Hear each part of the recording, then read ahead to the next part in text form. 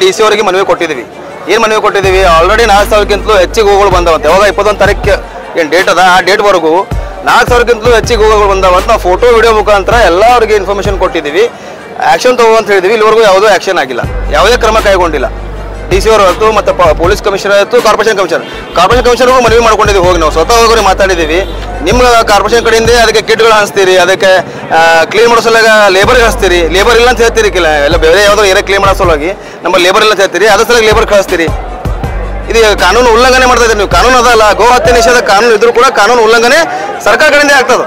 ಕಳೆದ ತಿಂಗಳ 27ನೇ ತಾರೀಕದಂದು ವಿಶ್ವ ಹಿಂದೂ ಪರಿಷತ್ ಮತ್ತು ಬಜರಂಗ ದಳದ ಎಲ್ಲ ಕಾರ್ಯಕರ್ತರು ಸೇರಿಕೊಂಡು ಮಾನ್ಯ ಜಿಲ್ಲಾಧಿಕಾರಿಗಳಿಗೆ, ಮಾನ್ಯ ಪೊಲೀಸ್ ಆಯುಕ್ತರಿಗೆ, ಮಾನ್ಯ ಮಹಾನಗರ ಪಾಲಿಕೆ ಆಯುಕ್ತರಿಗೆ ಒಂದು ಮನವಿಯನ್ನು ಸಲ್ಲಿಸಿದೆವು.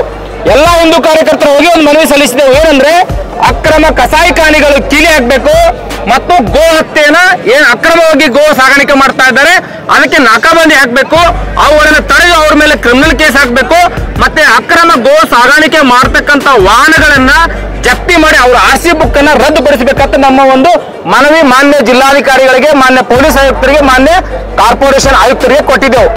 22 ತಾರೀಕು ಆದ್ಮೇಲೆ 25 ತಾರೀಕಿನಂದು ಮಾನ್ಯ ಲಿಂಗರಾಜಪ್ಪ ಅವರು ಪತ್ರಿಕಾಗೋಷ್ಠಿ ಮೂಲಕ ಮತ್ತೆ ಹೇಳಿದ್ರು. ಏನಂದ್ರೆ ನಾವು ವಿಶ್ವ ಹಿಂದೂ ಪರಿಷತ್ ಮತ್ತೆ ಬಜರಂಗ ದಳ ವತಿಯಿಂದ ಒಂದು ವೇಳೆ ನೀವು ಗೋ ಹತ್ಯೆ ಅಕ್ರಮ ಗೋ ಸಾಗಾಣಿಕೆ ನಿಲ್ಲಿಸದೇ ಇದ್ರೆ ನಾವು ಮತ್ತೆ ಪ್ರತಿಭಟನೆ, ಬೃಹತ್ ಪ್ರತಿಭಟನೆ ಜಿಲ್ಲಾಧಿಕಾರಿಗಳ ಮುತ್ತಿಗೆ ಹಾಕ್ತೇವೆ ಅಂತ ಹೇಳಿದ್ದು. ಅದರಂತೆ ಪೊಲೀಸ್ ಆಯುಕ್ತರಾಗಿರ್ಬೋದು, ಮುಖ್ಯವಾಗಿ ಮಾನ್ಯ DC ಅವರಾಗಿರ್ಬೋದು ಮತ್ತೆ ಮಹಾನಗರ ಪಾಲಿಕೆ ಆಯುಕ್ತರು ಕಾಟಾಚಾರಕ್ಕೆ ಮೀಟಿಂಗ್ ಮಾಡ್ತಾರೆ. ಒಂದು ಮೀಟಿಂಗ್ ಏನ್ ಮಾಡ್ತಾರೆ ಅಂದ್ರೆ ಎಷ್ಟಿದೆ ನೋಡಿ slaughter house, illegal slaughter house ಅಂತಾರೆ. ಒಂದು ಸ್ಲಾಟರ್ ಹೌಸ್ ಕೂಡ ಪರ್ಮಿಷನ್ ಕೊಟ್ಟಿಲ್ಲ. ಕಲಬುರಗಿಯಲ್ಲಿ ನೂರಾರು ಸ್ಲಾಟರ್ ಅಕ್ರಮ ಕಸಾಯಿಖಾನೆಗಳು ಕಾರ್ಯನಿರ್ವಹಿಸ್ತಾ ಇದಾವೆ. ಮಹಾನಗರ ಪಾಲಿಕೆ ಆಯುಕ್ತರು ಒಂದು 5 ನಿಮಿಷ ಮೀಟಿಂಗ್ ಮಾಡ್ತಾರೆ, ಬೇಕೆಂಗೆ ಬಾದ್ ಮೇ ಬಾತ್ ಕರೆಂಗೆ, ಡಿಸ್ಕಸ್ ಕರೆಂಗೆ ಅಂತೇಳಿ.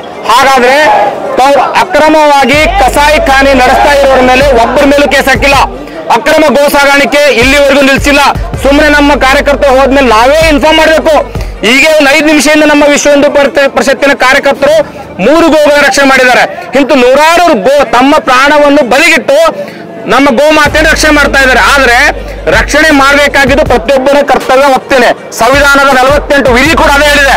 ಪ್ರತಿಯೊಬ್ಬ ನಾಗರಿಕರು ಇದನ್ನು ರಕ್ಷಣೆ ಮಾಡಬೇಕು, ಇಲಾಖೆ ರಕ್ಷಣೆ ಮಾಡಬೇಕು, ರಾಜ್ಯ ಸರ್ಕಾರ ರಕ್ಷಣೆ ಮಾಡಬೇಕು ಅಂತ ಸರ್ಕಾರಕ್ಕೆ ಈಗಾಗಲೇ ಸಂವಿಧಾನದಲ್ಲಿ ತಿಳಿಸಲಾಗಿದೆ. ಆದ್ರೂ ಕೂಡ ನಮ್ಮ ಪೊಲೀಸ್ ಇಲಾಖೆ ಇದರಲ್ಲಿ ನಿಷ್ಕ್ರಿಯವಾಗಿದೆ. ಯಾರ ಕೈಗುಂಬೆಯ ಕೆಲಸ ಮಾಡ್ತಾ ಇದೆ ನಂಗೆ ಗೊತ್ತಾಗ್ತಾ ಇಲ್ಲ. ಮಹಾನಗರ ಪಾಲಿಕೆ ಆಯುಕ್ತರಂತೂ ನಿದ್ದೆ ಮಾಡ್ತಾ ಇದ್ದಾರೆ. ಅವ್ರು ಏನ್ ಮಾಡ್ತಾರೆ, ಒಂದಾದ್ರೂ ಕೆಲಸ ಮಾಡಿದಾರ? ಅಕ್ರಮ ಕಸಾಯಿಖಾನೆಗಳು ಎಷ್ಟಿದೆ ಅಂತ ಮಹಾನಗರ ಪಾಲಿಕೆಯಲ್ಲಿ ಲೆಕ್ಕ ಇಲ್ಲ.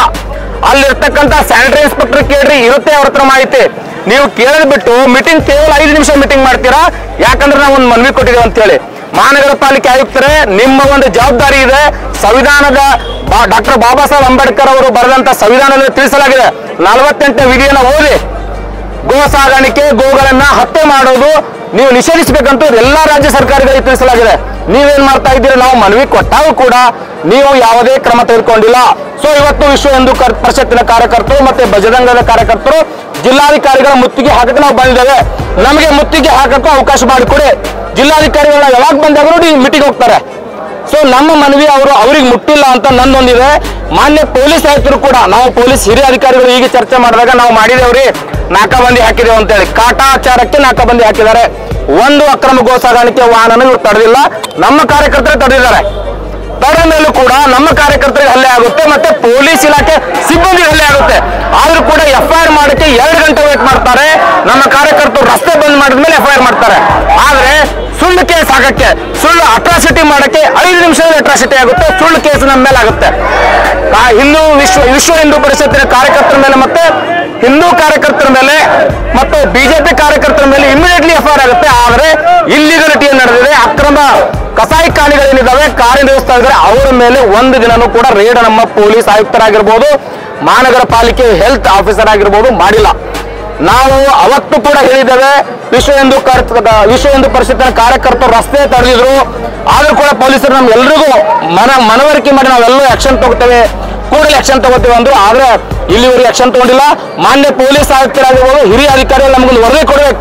ಈ 10 ದಿನದಲ್ಲಿ ಏನು ಅಕ್ರಮ ಗೋ ಸಾಗಾಣಿಕೆಯನ್ನು ತಡೆದಿದ್ದೇವೆ, ಎಷ್ಟು RC ಬುಕ್ ಏನು ವಾಹನದಲ್ಲಿ ಸಾಗಾಣಿಕೆ ಆಗುತ್ತೆ ಅಕ್ರಮವಾಗಿ, ಅವುಗಳನ್ನು ರದ್ದುಪಡಿಸಿದ್ದೇವೆ. RTO ಅವರು ಹೇಳಬೇಕು, ಪಶುಸಂಗೋಪನಾ ಇಲಾಖೆಯವರು ನಮಗೆ ಒಂದು ವರದಿ ಕೊಡಬೇಕು.